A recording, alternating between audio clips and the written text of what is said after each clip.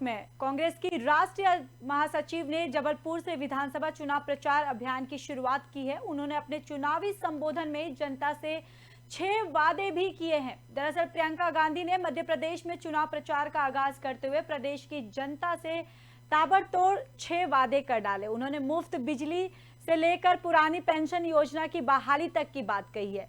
इसके माध्यम से कांग्रेस नेता ने युवाओं, महिलाओं, किसानों समेत अन्य तबकों को साधने की कोशिश की। उन्होंने आगे जनता जनार्दन में कांग्रेस को अपना आशीर्वाद दिया तो उनकी पार्टी की सरकार सत्ता में आते ही सभी वादों को तुरंत अमल किया जाएगा। उन्होंने कमलनाथ की मौजूदगी में चुनावी मंच से जनसभा को संबोधित करते हुए कर्नाटक का उल्लेख किया है। उन्होंने कहा कि प्रदेश में सत्ता में आते ही उन्होंने चुनावी वादों पर अमल करना शुरू कर दिया है। दरअसल मध्य प्रदेश में चुनाव प्रचार अभियान का आगाज करते हुए प्रियंका गांधी वाड्रा ने कहा, अगर कांग्रेस की सरकार प्रदेश में बनती है तो लोगों को 100 यूनिट तक बिजली मुफ्त दी जाएगी और इसके अलावा 200 यूनिट की खपत तक आधा शुल्क ही लिया जाएगा। प्रियंका गांधी ने महंगाई की मार झेल रहे लोगों को, खासकर महिलाओं से वादा किया कि मध्य प्रदेश में कांग्रेस की सरकार बनने पर रसोई गैस का सिलेंडर 500 रुपये में मुहैया करवाया जाएगा। इसके साथ ही उन्होंने महिलाओं से एक और वादा किया।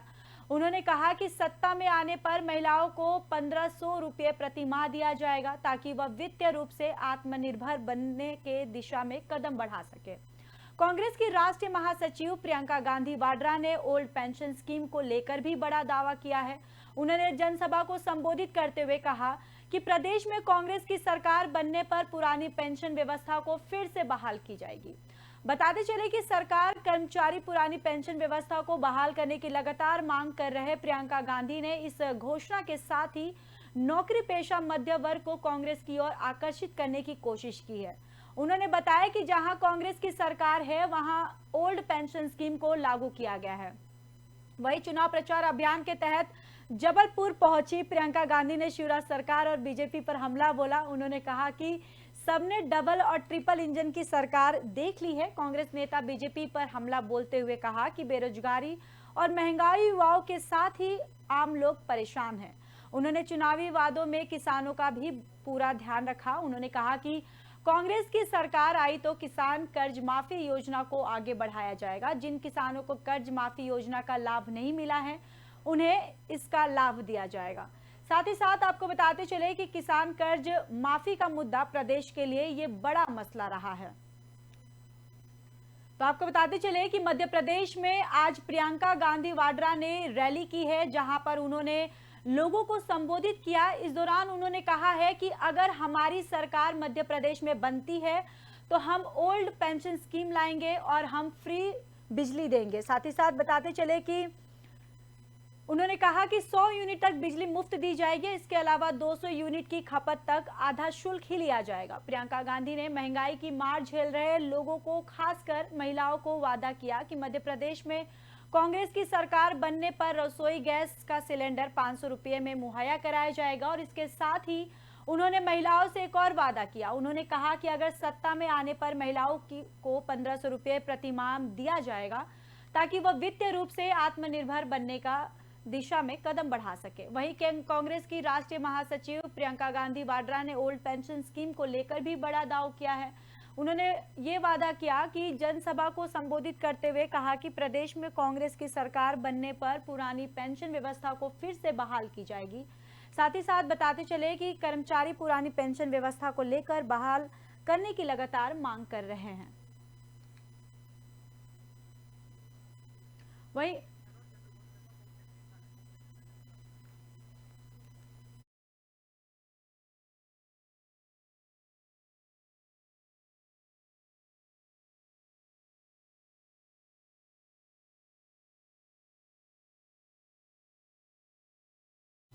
तो इसी खबर पर हमारे साथ चर्चा करने के लिए कांग्रेस नेता चंद्रमोहन शर्मा जी जुड़ चुके हैं। चंद्रमोहन जी, बहुत बहुत स्वागत है आपका। चंद्रमोहन जी, सबसे पहला तो सवाल यही है मेरा कि जिस तरीके से आज मध्य प्रदेश में प्रियंका गांधी ने हुंकार भरी है, इसको लेकर ये जो रैली आज उन्होंने किया है, ये कितना महत्वपूर्ण है आगे जो आने वाले विधानसभा चुनाव होने वाले हैं? रैली तो एक हर राजनीतिक पार्टी अपनी करता है और हमारे नेता ने भी रैली करके मध्य प्रदेश के उन मुद्दों को ध्यान अवगत करवाया मध्य प्रदेश की जनता के सामने जी। इन मुद्दों से पिछले शिवराज सरकार ने मध्य प्रदेश की जनता के साथ अनदेखा करा और लूट बाजारी करी है, घूस का एक बाजार बनाया है। तो वो आज प्रियंका गांधी जी ने उजागर करके मध्य प्रदेश के सामने एक सच को उजागर करा। जी चंद्र जी, देखा जाए कि इसी जो रैली पर बीजेपी ने तंज कसते हुए केंद्रीय मंत्री अनुराग ठाकुर ने कहा है कि इससे पहले भी 2018 की अगर बात करें कि आए थे राहुल गांधी, उन्होंने कई ऐसे वादे किए थे कि वो बेरोजगार को रोजगार देंगे, किसानों के जो कर्ज है वो माफ कर देंगे, लेकिन ऐसा कुछ भी नहीं हुआ। बीजेपी की तो तंज करने की आदत इसलिए हो गई क्योंकि उनके स्टेट के जितने भी नेता हैं वो तो पिट चुके हैं जी। और जो सेंटर के नेता हैं उनके पास मुद्दों की बात करनी नहीं है। रोजगारी की बात राहुल गांधी आपसे करते हैं, आप जवाब नहीं देते। प्रियंका जी आपसे बात करते हैं, आप उसकी जवाब नहीं देते।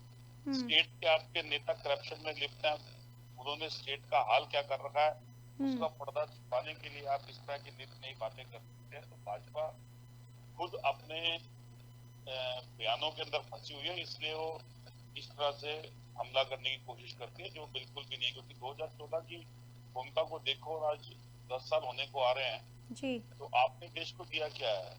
देश के ऊपर आर्थिक बोझ डाला, बेरोजगारी बढ़ाई है, महंगाई बढ़ाई है, अर्थव्यवस्था को खराब करा।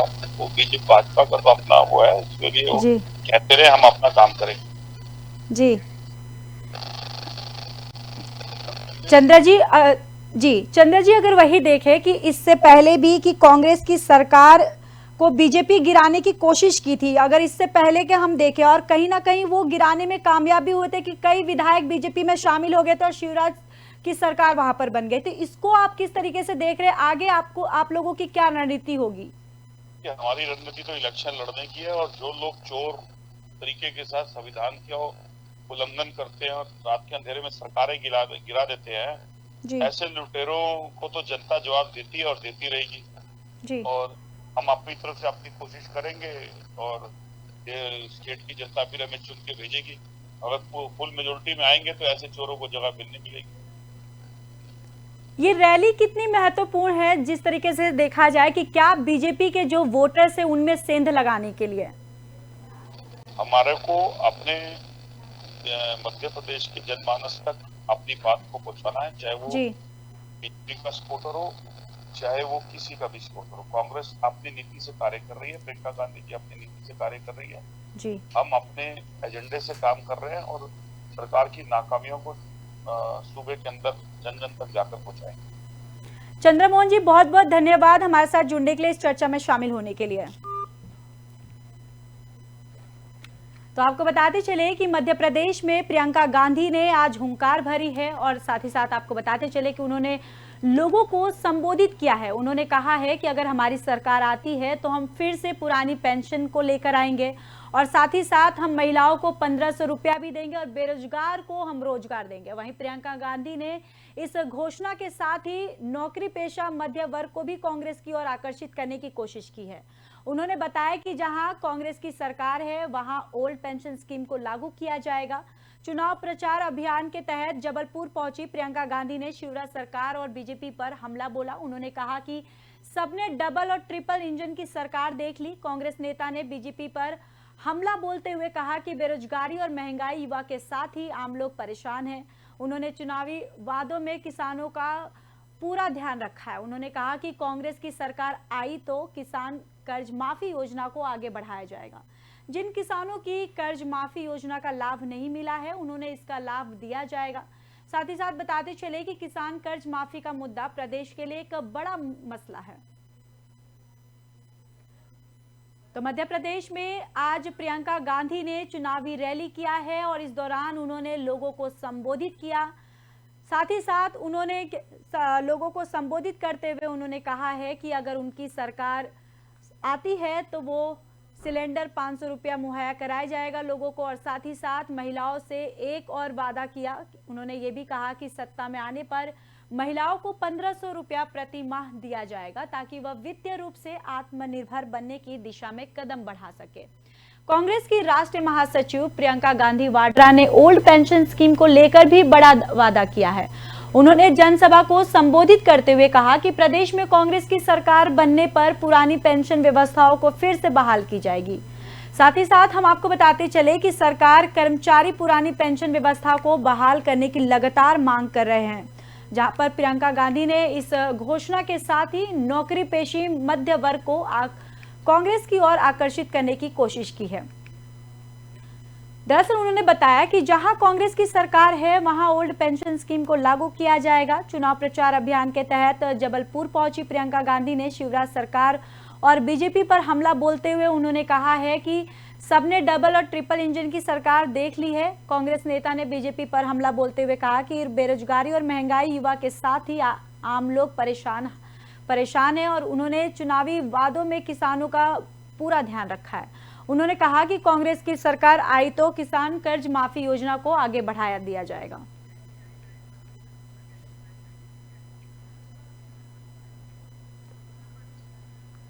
वहीं जिन किसानों को कर्ज माफी योजना का लाभ नहीं मिला है उन्हें इसका लाभ दिया जाएगा। साथ ही साथ बताते चले किसान कर्ज माफी का ये मध्य प्रदेश में एक काफी अहम मसला है।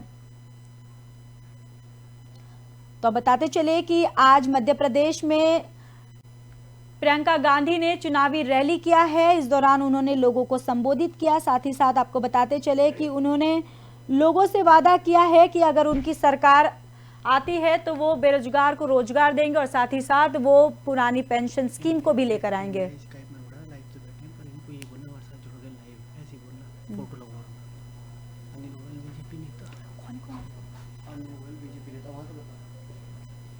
तो इसी खबर पर हमारे साथ चर्चा करने के लिए अनिल गोयल जी जुड़ चुके हैं, बीजेपी नेता हैं। अनिल गोयल जी, आपका बहुत बहुत स्वागत है। धन्यवाद, थैंक यू ज्योति जी। अनिल जी, जिस तरीके से आज प्रियंका गांधी ने मध्य प्रदेश में ये चुनावी रैली की है, कहीं ना कहीं बीजेपी को इससे डर लग रहा है, क्योंकि कहीं ना कहीं उन्होंने बीजेपी के वोटर्स को भी साधने की कोशिश की है। ज्योति जी, डर का मतलब ही नहीं है जी। अगर डर लग रहा है तो कांग्रेस को लग रहा है। भारतीय जनता पार्टी तो देश के लिए काम करती है, देश के हर गरीब व्यक्ति के लिए काम करती है और हर व्यक्ति को संसाधन पहुंचे उसके लिए काम करती है, देश का विकास हो इसके लिए काम करती है, पूरे विश्व में देश का सम्मान हो उसके लिए काम करती है। और जो व्यक्ति काम करता है उसको परीक्षा में का डर नहीं लगता। परीक्षा में डर उसी को लगता है जो स्टूडेंट पढ़ेगा नहीं और सिर्फ जब एग्जाम होंगे उसी टाइम तैयारी करेगा तो उसको डर लगेगा, और जो पहले दिन से ही पढ़ रहा है उसको डर किस बात का। हमने तो पहले दिन से ही देश की सेवा में लगे हुए हैं, काम लगे। बीजेपी संगठन अपना संगठनात्मक काम करता है, सरकार अपने सरकार का काम कर रही है और दोनों का तालमेल है, तो हमें डर नहीं है। आइए ठीक है, और डर ही नहीं है जब तो 23 तारीख को सब इकट्ठे हो रहे हैं। बेमेल कोई नियति नहीं है, कोई नीति नहीं है, कोई नेता नहीं है जी। और जो एक दूसरे को गाली देते हैं वो सिर्फ सत्ता प्राप्ति के लिए एक साथ आना चाहते हैं। जो विचारधारा नहीं मिल रही, जैसे शिवसेना जैसे पार्टी साथ गठबंधन करके सत्ता में आना चाहते हैं। जनता है ये सिर्फ सत्ता में आना चाहते हैं और सिर्फ सत्ता में आने के लिए सत्ता के बिना रह नहीं सकते, तड़प रहे हैं। जैसे मछली पानी के बिना तड़पती है, इस तरीके से कांग्रेस पार्टी सत्ता के बिना तड़प रही है और हर तरीके से उसको सत्ता में आने के लिए छटपटा रही है और जनता देख रही है। उद्देश्य इनका सत्ता प्राप्ति है, जो कि जनता इनको स्वीकार नहीं करेगी। पहले ही जनता स्वीकार नहीं कर चुकी। ये जो लंबी चौड़ी बात कर रहे हैं कि हम रोजगार देंगे, 2014 से पहले क्यों नहीं सबको रोजगार दे दिया? आज 2014 से पहले भारत की स्थिति क्या थी और आज भारत की स्थिति क्या है? आज मतलब दो देशों का, रूस और यूक्रेन जैसे महाबली देशों को युद्ध विराम करवा करके वहां के अपने नागरिकों को निकलवाना, ये बड़ी बात है। ये सोच भी नहीं सकते कि भारत के अंदर ऐसा भी हो सकता है, भारत ऐसा भी कर सकता है।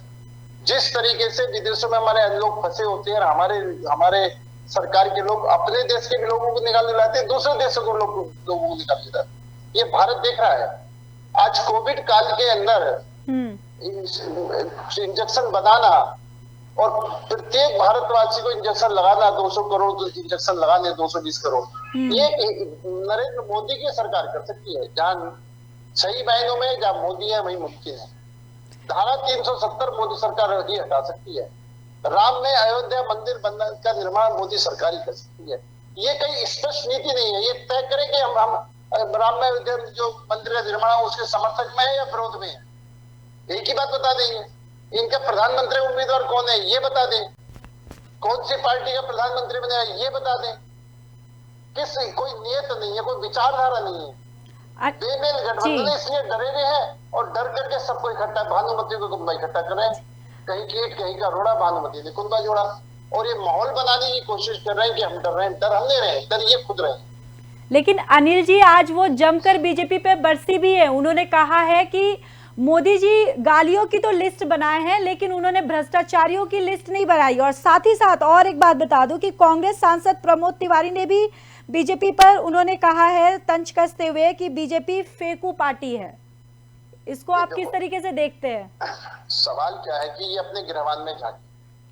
भ्रष्टाचार की लिस्ट का सवाल है तो जिस टाइम कांग्रेस पार्टी के राज पे रोज कोई ना कोई भ्रष्टाचार की खुलता था जी। 9 साल के अंदर एक भी भ्रष्टाचार खोल के बता दे, एक भी आरोप लगा कर दिखा दें कि हमारी सरकार के ऊपर भ्रष्टाचार का ये आरोप है। जी। 9 साल से पहले अगर सही मायने में हर रोज नया भ्रष्टाचार 2G हो गया, 3G हो गया, मतलब कोयला घोटाला हो गया, चीनी घोटाला हो गया, पनडुब्बी घोटाला हो गया, इतने घोटाले जो है ये पूरी लिस्ट नहीं जा सकती। इतनी बड़ी लिस्ट इनकी घोटालों की है। और सबसे बड़ी लिस्ट घोटाले की ये है कि इनके प्रधानमंत्री जी राजीव गांधी जी कहते थे जी हम 1 रुपया भेजकर 15 पैसे नीचे गरीब पर जाता है। इससे ज्यादा सिक्योरिटी, इससे ज्यादा सच्चाई को स्वीकार करना राजीव गांधी ने इस बात को कहा है। और जब ये खुद मानते हैं 85 पैसे भ्रष्टाचार की भेंट पर चढ़ा है और आज हम कहते हैं 1 रुपया भेजते 1 रुपया नीचे तक जाता है। तो आप ये अंतर है इस सरकार में और उस सरकार में। आज हर लोग जो पहले लोग बैंकों में खाता खुलवाने से डरते थे, खाता बैंकों में चढ़ते हुए डरते थे। डर उस टाइम हमने क्या बैंकों को लोगों के घर भेजा कि लोगों को अधिकार है बैंकों में खाते खुलने से। तो आज जो चारों तरफ विकास हो रहा है, जो विकास की यात्रा हो रही है, जो विकास का मतलब हो रहा है चारों तरफ, उससे ये डरे हुए हैं, उस विकास से डरे हुए हैं और डर करके ये इकट्ठे हो रहे हैं। निश्चित तौर पर हमें डर नहीं है, डर उनको है। और जहां तक फैको पार्टी की बात कहते हैं तो ये तो अब इनका यहाँ तक इससे बड़ी क्या बात हो सकती है। मनमोहन सिंह का मंत्रिमंडल को प्रस्ताव पास करता है और उसके फेवर में ये प्रेस कॉन्फ्रेंस बुलाते हैं और राहुल गांधी आते हैं उस बिल को फाड़ के फेंक देते हैं। इससे बड़ी फैको पार्टी क्या हो सकती है? इससे बड़ी। और दूसरी फैको पार्टी की बात करो, कांग्रेस का नारा था कि गरीबी हटाओ। गरीबी हटाओ का नारा देते देते 2 या 3 बार सत्ता में आ गए, गरीबी हटाई इन्होंने। लेकिन अनिल जी माफ कीजिएगा, रोकना चाहूंगी, लेकिन ये आरोप तो कांग्रेस भी बीजेपी पे लगाती है कि बीजेपी का भी नारा है सबका साथ सबका विकास, लेकिन जमीनी हकीकत ऐसा कुछ भी नहीं है। नहीं, सबका साथ सबका विकास, सबका विश्वास, सबका प्रयास, इसमें हम कहीं से अब आप अगर विकास की बात करेंगे तो आज हिंदुस्तान के हर गरीब से गरीब व्यक्ति, अंतिम में खड़े व्यक्ति तक सरकार पहुंची है। उन्होंने उनको सुविधाएं दी हैं। अगर आज आप ये बात देखें, हमारा गरीब भूखा ना सोए, जो हमने राशन आज तक लगातार बांट रहे हैं कोविड काल से लेकर के, ये इससे बड़ी उपलब्धि कभी नहीं हो सकती। और जहां तक आज गांव-गांव में सड़कें बन रही हैं, शौचालय बन रहे हैं, रसोई गैस के कनेक्शन मिल रहे हैं, बिजली पहुंच रही है, रेल में सुधार हो रहा है, कौन सा चाहे वो मेडिकल लाइन में सुधार हो रहा है, कौन सा ऐसा क्षेत्र है जिस क्षेत्र में हमने तरक्की नहीं करी हो। और यहाँ तक पहले हम हथियार आयात करते थे, आजकल हम हथियार निर्यात भी करते हैं। इससे बड़ी उपलब्धि क्या हो सकती है? आज विश्व के अंदर हम 5वीं शक्ति के रूप में उभर रहे हैं, अर्थव्यवस्था में 5वीं शक्ति के रूप में उभर रहे हैं। आज विश्व हमारी तरफ देख रहा है। आज विश्व में भारत के प्रधानमंत्री ने क्या कहा उसको देखा और सुना और समझा जा रहा है, उनकी बात को सम्मान में दे रहे हैं। तो ये डर इस बात के लिए रहे हैं कि भारत में जब से नरेंद्र मोदी जी की सरकार आई है, बीजेपी सरकार आ रही है, भारत ही नहीं पूरे विश्व में उन्होंने जितना मान सम्मान भारत का बढ़ाया है, भारत ने जिस तेजी से तरक्की करी है, पूरा विश्व भारत की तरफ देख रहा है, इससे डरे हुए हैं। और ये डर ही जो है इनको गठबंधन या कहो या ठगबंधन कहो, इसको इकट्ठा करने में मजबूर हो रहे हैं। तो ये जो अभी महागठबंधन होने वाला है, जो सारी विपक्षी पार्टियां एकजुट होके आने वाले लोकसभा चुनाव को लेकर रणनीति तैयार करेगी, तो क्या इसको लेकर बीजेपी के अंदर कहीं ना कहीं डर है, या बीजेपी को लग रहा है कि ये जो विपक्षी पार्टियां एकजुट होंगी तो कहीं ना कहीं वोटर्स में भी कमी आएगी, उस तरीके से जो आने वाले चुनाव होंगे उस तरीके की बहुमत से बीजेपी जीत नहीं पाएगी, सरकार में नहीं आ पाएगी? ज्योति जी, बिल्कुल डर नहीं है, 1% भी डर नहीं है। लेकिन हाँ, एक बात का डर जरूर है कि ये गठबंधन या ठगबंधन जो इन्होंने बनाया, ये कब तक इकट्ठा रहेगा, कब तक इकट्ठा होगा। ये तो निश्चित तौर पर रोज लड़ेंगे। इनकी नीति एक नहीं है, इनकी विचारधारा एक नहीं है। हम चाहते हैं समझदार विपक्ष, और आज का विपक्ष जो है सिर्फ सत्ता प्राप्ति के लिए एकजुट हो रहा है जी। समझदार विपक्ष हर देश के लिए जरूरी है जी। हर देश में समझदार विपक्ष हो। सही बात यह है कि अच्छे कामों की उसको ताली बजानी चाहिए और सरकार की कमियों को उजागर करना चाहिए जी। लेकिन आज ये जो विपक्ष है वो सिर्फ सत्ता प्राप्ति के लिए विपक्ष है, समझदार विपक्ष नहीं है, बेमेल गठबंधन का विपक्ष है। तो इसलिए डर भी इन्हें है और हमें कोई किसी किस्म का डर नहीं है। और ये निश्चित तौर पर जो अब मैं एक बात पूछना चाहता हूँ, क्या ये केजरीवाल सरकार के साथ समझौता करेंगे? क्या ये मायावती के साथ समझौता करेंगे? क्या समाजवादी पार्टी मायावती एक साथ होगी? कांग्रेस और केजरीवाल क्या एक साथ होगी? तो ऐसे अकाली दल या कांग्रेस एक साथ, ऐसे बहुत सी पार्टियां हैं जो किसी भी कीमत में इनके साथ जा ही नहीं सकती। ये तो किसी तरीके से भी आज इनके पास, इन्होंने ये नहीं कहा हमारे देश का प्रधानमंत्री ये है, आज इन्होंने कोई मिनिमम प्रोग्राम नहीं दिया, हम इस प्रोग्राम के ऊपर चुनाव लड़ेंगे। हमारी नीति बिल्कुल साफ है, हमारा नेता बिल्कुल स्पष्ट है, इनके पास कुछ भी नहीं है। हाँ, ये जरूर अनगढ़ बात करके लोगों का ध्यान बांटने की कोशिश कर रहे हैं। जी अनिल जी, बहुत बहुत धन्यवाद हमारे साथ जुड़ने के लिए, इस चर्चा में शामिल होने के लिए। धन्यवाद। तो आपको बताते चले कि कांग्रेस की राष्ट्रीय महासचिव ने जबलपुर से विधानसभा चुनाव प्रचार अभियान की शुरुआत की है और उन्होंने अपने चुनावी संबोधन में जनता से 6 वादे भी किए हैं। फिलहाल इस स्पेशल रिपोर्ट पे बस इतना ही। मुझे दीजिए इजाजत। नमस्कार।